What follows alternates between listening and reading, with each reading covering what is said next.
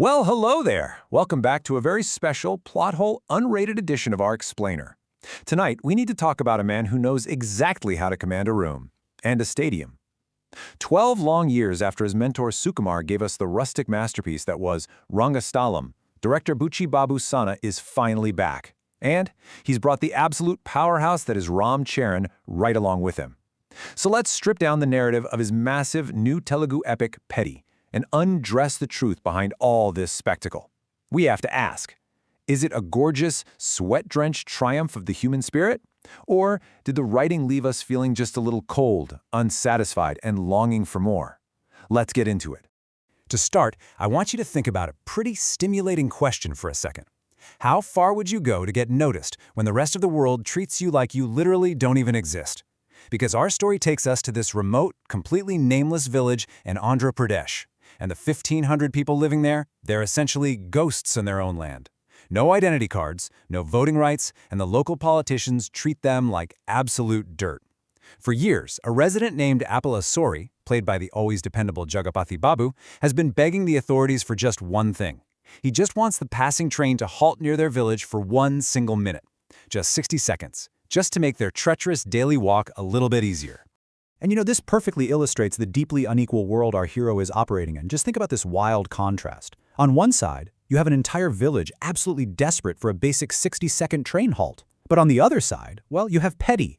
Peddi is a remarkably gifted cricketer who's built this massive, undeniable cult following.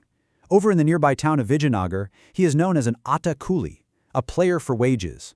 And every time the local teams compete, they literally bid on his body because having Peddi on your side is a guaranteed climax. A guaranteed win.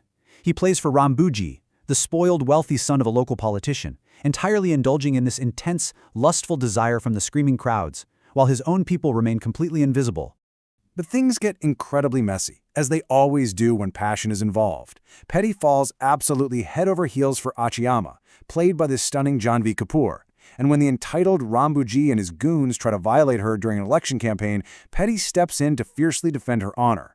That raw, heroic intervention, that's the exact spark that ignites this entire movie. It puts a massive, highly dangerous target right on his back, leading to some disastrous consequences for everyone he loves. And more importantly, it forces him to shift his entire focus from the grassy cricket pitch to something much, much more demanding. Which brings us to Section 1, the heat of kushti, sweat, clay, and raw power. Now, if you like your action a little more intimate, the real heat of this film isn't actually on the cricket pitch. We're leaving the grass behind and getting right down into the mud. The absolutely crucial thing to understand here is the sheer physical toll of kushti. This isn't just a casual fight, it's a traditional mud wrestling form that demands complete total bodily surrender. And Ram Charan puts his entire physique on display for us here, transforming into a deeply focused kushti wrestler.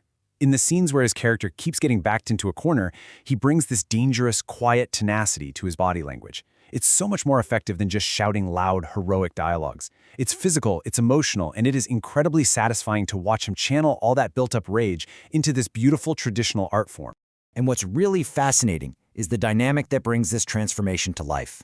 Enter Gornaidu, played with immense, commanding presence by the legendary Shiva Rajkumar. He runs a local akada and is just completely awed by Peddi's raw athletic prowess. He takes a long, admiring look and convinces Peddi to train in kushti. The chemistry between these two is pure magic on screen. It's a rustic, sweat-slicked dynamic where Gornaidu essentially becomes the ultimate Mr. Miyagi to Ram Charan's Karate Kid. Under his intensely watchful eye, Peddi realizes that winning on the international stage is the absolute only way to force the government to finally give his nameless village a real identity. Now, before we start undressing the film's flaws, and trust me, there is plenty to strip away here, take a quick second to get comfortable. If you're enjoying this deep dive into the raw, untamed side of cinema, make sure you hit that subscribe button for Plot Hole Unrated. We have plenty more seductive and sharply critical explainers coming your way, so you'll definitely want to stick around. All right, moving into Section 2, Wasted Beauty, the Achiyama Problem. Darling, even the most passionate encounters have their awkward mood-killing moments, right? And it is definitely time we talk about what did not work in Peddi. We absolutely have to address how this film handled its leading lady. Janhvi Kapoor's character Akiyama is introduced as this fiery, wonderfully street-smart woman. You really think she's going to be an equal force of nature. But almost immediately she is reduced to this manic pixie dream girl who seems to exist solely to prop up our brooding hero. She is objectified in some of the most uncomfortable, distracting ways imaginable by both the camera and Peddi himself. It is deeply, deeply ironic for a film that claims to be all about fighting for basic human dignity. She looks stunning, absolutely, but that fierce potential we see at the start is completely and totally wasted by the writing later on. Let's get into Section 3, the roast, gaping plot holes and loose ends. Honey, the narrative gaps in this film are wide open, and we are going to playfully but ruthlessly dive right into them. Let's break these down, because frankly, it gets a little laughable. First off, the disappearing villain. Rambaji starts out as this massive, menacing threat, completely disappears in the middle of the movie, and then magically turns into a sweet, reformed good boy right before the climax. It totally deflates the tension. Then, we have the forgotten election. The entire first half builds up this massive, incredibly high-stakes local political battle, but by the time the credits roll, the filmmakers literally forgot to tell us who won. It's wild.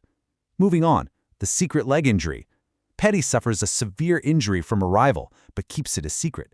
Even when actual medical doctors openly point out he has a chronic, long-term injury, Gornaidu, his supposedly expert trainer, just never bothers to ask him about it. And finally, the absolute climax of silliness, a scene where the villagers literally uproot heavy railway tracks with their bare hands. It's clearly supposed to be a massive mass moment, but it completely defies logic and ends up looking incredibly cheap. Now, speaking of how things look, let's take a quick glance at the technical pleasures of the film. Ratnavelu's cinematography adds a gorgeous, sweeping scale to the whole thing, making Andhra Pradesh look absolutely breathtaking. As for the music, well, AR Rahman's work is a bit of a mixed bag here. The song Chicory Chicory with Mohit Chauhan's vocals is an absolute seductive vibe that works big time. It sets the perfect mood. But the rest of the tracks? Entirely forgettable, unfortunately. And then there's the editing. Navanuli desperately needed a tighter grip on this project. At nearly 3 hours long, this film definitely tests your endurance and patience before it finally delivers that climax you've been waiting for. And finally, Section 4, the final verdict. Was it good for you? Let's lean back and look at the big picture of what Buchi Babusana and Ram Charan have delivered to us. At its absolute core, Peddi Kutu truly works when it strips away the noise and just focuses on the raw emotional heart of its story, a man fighting for the basic dignity of his invisible people. It definitely fails when it gets bogged down by unnecessary masala formulas, lazy writing, and really poor character treatment. But thanks entirely to Ram Charan's fiercely committed, powerhouse physical performance that pulls the entire weight of this movie on its broad shoulders, it manages to forcefully cross the finish line. I am giving it a solid 3.5 out of 5 stars. But you know, this explainer isn't complete without your voice. I want to hear from you, my darlings. Did Ram Charan's jaw-dropping, sweat-slick transformation keep you completely glued to your seat? Or did the undeniably messy writing and the uncomfortable objectification of Janhvi's character leave you feeling totally frustrated and unsatisfied? Drop your heated takes in the comments below, smash that like button, and remember to keep exploring the wild side of cinema with us. See you next time, beauties.